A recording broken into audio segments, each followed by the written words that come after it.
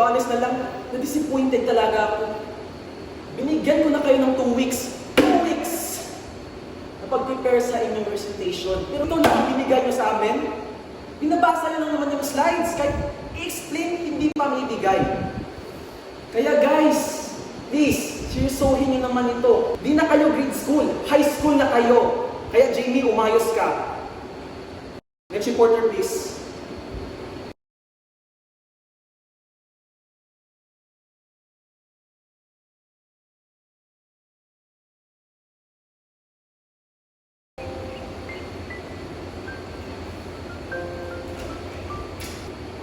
Sir, can I talk to you? Oh, Miss Jamie. Sige,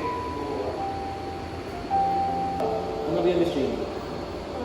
Actually, earlier I observed after our presentation when you said that I did not prepare or I did not try my best. That really hit me hard, sir.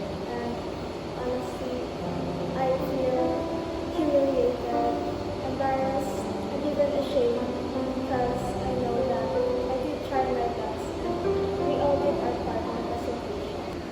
Jamie, listen. Hindi naman kita sa ganon in-embarrass, pero kailangan mong matuto. I was just trying to teach you a lesson na kapag hindi mo makaya a little bit of tough feedback, paano ka makasurvive or ma-manage sa itong mundong ito or this harsh reality. Kaya, sa totoo lang, wala akong oras na i-sugarcoat ko yung mga bagay na ito. I understand, sir, and I really appreciate that you're doing your best to push us beyond our limits, but I also wanted to be honest.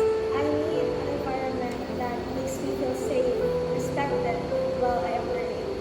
And even though I made many mistakes, so if possible, may I ask you to please somehow give feedbacks more privately, or at least just do it or say it in a way that does not bring us down, but help us to do better. Alright, Miss Jamie, I hear you. And to be honest, I'll reflect on that. And I'll try to be more softer, especially when approaching you guys. So, yeah, I'm really sorry. And I just want you to understand that it's hard for me, okay? It's just hard for me, especially the days that I've been stressing out. And to be honest, Jamie, you have potential, and I want you to keep going.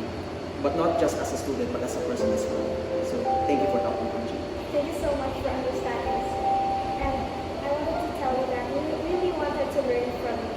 And I'm not asking you to lower expectations for us, but rather just help us build it in a way that brings us up, that builds us up, than breaking us down.